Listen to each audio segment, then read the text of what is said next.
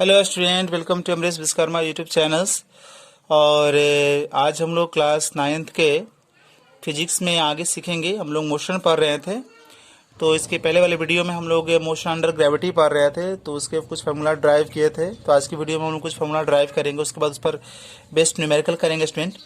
तो सबसे पहला टॉपिक जो आज हम डिस्कस करने जा रहे हैं कि maximum height reached by the body. कोई बॉडी है, जैसे मान लिया जाए ये अर्थ हुआ और अर्थ पर ये कोई बॉडी यहाँ पर है।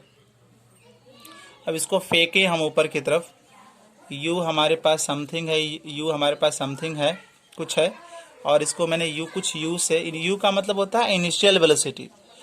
तो कुछ इनिशियल वेलोसिटी, जैसे पेन को जो फेंकना पड़ेगा तो कुछ तो वेलोसिटी हमको लगाना पड़ेगा ना, कुछ तो लगाना पड़ेगा इस तरह से। तो यहाँ पर कुछ वेलोसिटी इनिशियल लगाया और ये ऊपर की तरफ गया और यहाँ पर आ गया बी पर, और इस तरह से कितना हाइट ये कवर कर लिया स्टूडेंट, एच हाइट कवर कर लिया। ठीक है, तो ये मान लिया जाए कि एच क्या है, उसकी मैक्सिमम हाइट है, मतलब मैक्सिमम हाइट है, मतलब कि उसको किसी बॉडी को यहाँ से जब फेंका गया यू वेलोसिटी से, तो अधिक से अधिक वो इतनी हाइट तक ही जा सकता है। तो ये उसकी मैक्सिमम हाइट है, तो ये उसकी मैक्सिमम हाइट है स्टूडेंट।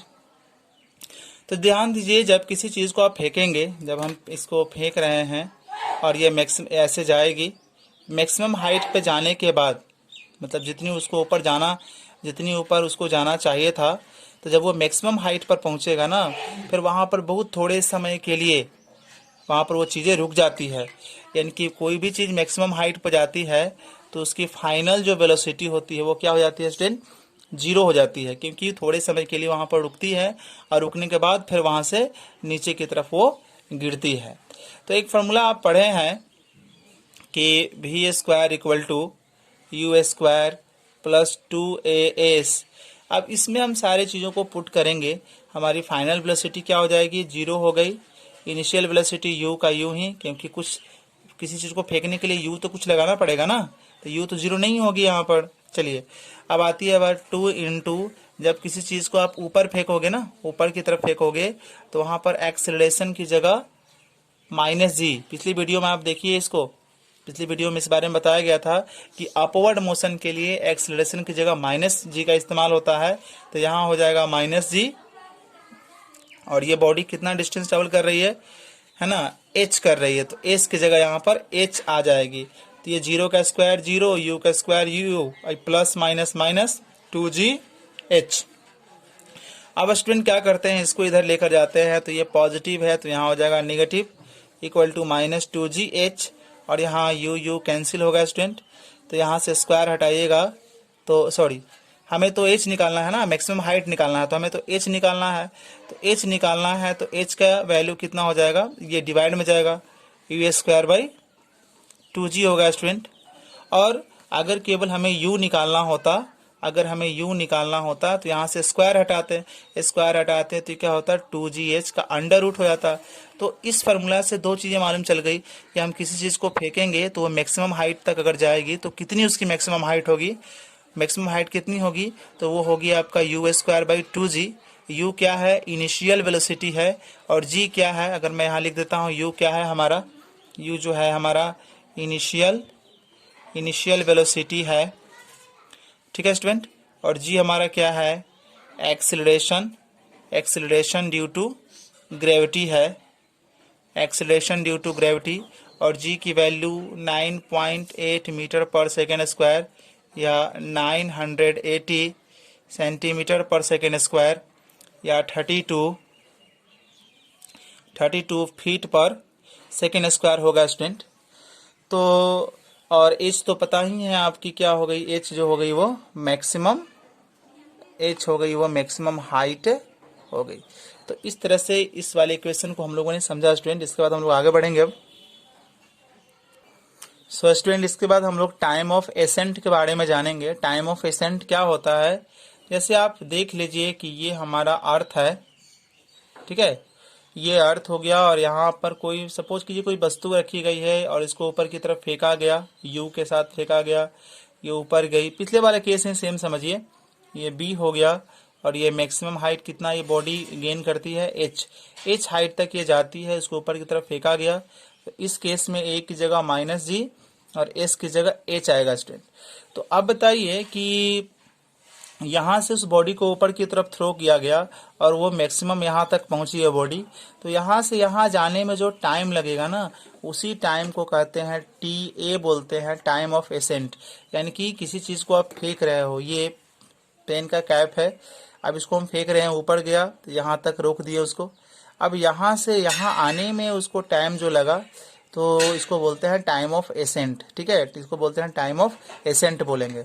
अब टाइम ऑफ एसेंट कैसे निकालेंगे, इसका क्या फॉर्मूला होगा, आइए उस चीज़ को सीखते हैं।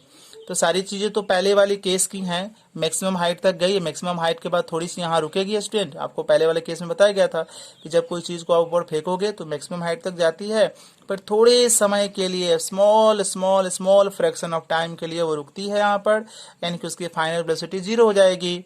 u 0 नहीं होगी यहाँ पर, याद रखिए u 0 नहीं होगी, क्योंकि कुछ आप लगाएंगे तब ना वेलोसिटी ऊपर जाएगी वो।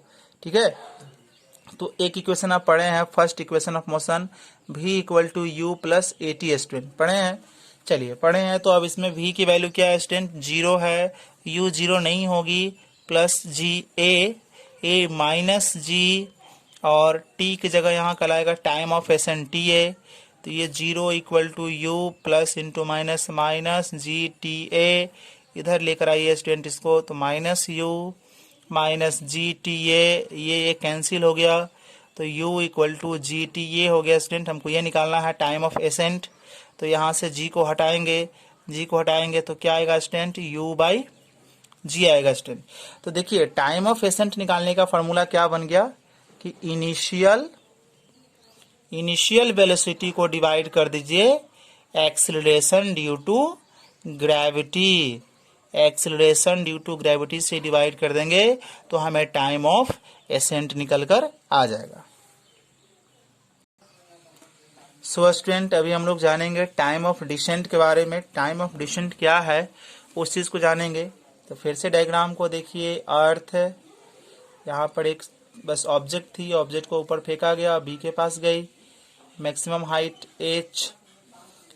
ठीक है, तो जब इसको ऊपर की तरफ फेंकेंगे ना, तो ऊपर की तरफ फेंकेंगे तो ऊपर पहुंचने में कितना टाइम लगा उसको TA बोलेंगे, यहाँ से यहाँ पहुंचने में जो टाइम लगेगा उसको TA बोलेंगे। और स्टूडेंट उसका फॉर्मूला कितना आया था, u/g आया था स्टूडेंट। ठीक है, उसका फॉर्मूला यहाँ से यहाँ जाने में जो टाइम लगा वो टाइम ऑफ एसेंट, फिर यहाँ बॉडी रुकेगी थोड़े समय के लिए, उसके बाद फिर नीचे आ जाएगी, तो फिर किसी हाइट से नीचे आने में जो टाइम लगेगा स्टूडेंट उसको बोलेंगे टाइम ऑफ डिसेंट बोलेंगे स्टूडेंट। ठीक है, ये टाइम ऑफ एसेंट हो गया, फिर यहाँ बॉडी थोड़े से समय के लिए रुकती है और फिर ड्यू टू ग्रेविटेशनल फोर्स फिर नीचे आने लगती है, तो नीचे आने में जो टाइम लगेगा स्टूडेंट उसको बोलेंगे टाइम ऑफ डिसेंट, TD बोलेंगे। और एक चीज़ बहुत ही इंपॉर्टेंट चीज़ है, टाइम ऑफ एसेंट, जितना ऊपर जाने में टाइम लगता है बॉडी को उतना ही नीचे आने में टाइम लगता है स्टूडेंट, यानी कि टाइम ऑफ एसेंट और टाइम ऑफ डिसेंट क्या होते हैं, आपस में बराबर होते हैं स्टूडेंट। तो टाइम ऑफ एसेंट हम लोग पढ़ा है u/ क्या होगा, g, तो हमारा टाइम ऑफ डिसेंट भी बराबर होगा, कितना आएगा, u/g ही आएगा। तो जितना ऊपर जाने में उतना ही नीचे आने में टाइम लगेगा स्टूडेंट। ठीक है, तो टाइम ऑफ एसेंट u/g, तो टाइम ऑफ डिसेंट भी u/g ही होगा। अब जो है टाइम ऑफ फ्लाइट क्या होता है स्टूडेंट, आइए उस चीज़ को समझते हैं। टाइम ऑफ फ्लाइट क्या है, देखिए जैसे ये कोई अर्थ है, यहाँ से एक बॉडी को ऊपर फेंकते हैं, ये बॉडी बी के पास गई और फिर यहाँ से लुढ़कते हुए बॉडी यहाँ पहुँच गई। ठीक है, यहाँ गई फिर यहाँ आई, तो ये जाने में समय लगा टाइम ऑफ एसेंट और जो आने में समय लगा टाइम ऑफ डिसेंट, दोनों को जोड़ दीजिएगा ना, टोटल टाइम कितना लगा, देखो ये टोटल टाइम लग गया, ये जाने में फिर आने में, तो टोटल टाइम को बोलते हैं time of flight. Time of flight में क्या हो जाएगा, ये जाने का समय आने का समय दोनों जोड़ दिया जाता है तो हमें टाइम ऑफ फ्लाइट निकल जाता है। अब टाइम ऑफ फ्लाइट निकालने का फॉर्मूला तो आपको पता है कि टाइम ऑफ एसेंट हमारा होता है u/g और टाइम ऑफ डिसेंट भी हमारा होता है u/g। तो टाइम ऑफ फ्लाइट हमारा कितना होगा, तो टाइम ऑफ एसेंट u/g और टाइम ऑफ डिसेंट u/g, तो टाइम ऑफ फ्लाइट हमारा हो जाएगा 2u/g होगा स्टूडेंट। ये बॉडी को ऊपर जाने में फिर अर्थ पर आने में जो टाइम लगेगा उसको बोलेंगे टाइम ऑफ फ्लाइट, 2u/g बोलेंगे उसको स्टूडेंट।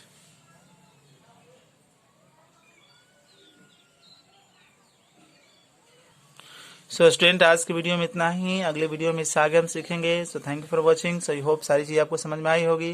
फिर इन सारे क्वेश्चन पर हम लोग प्रॉब्लम्स करेंगे। So thank you once again for watching.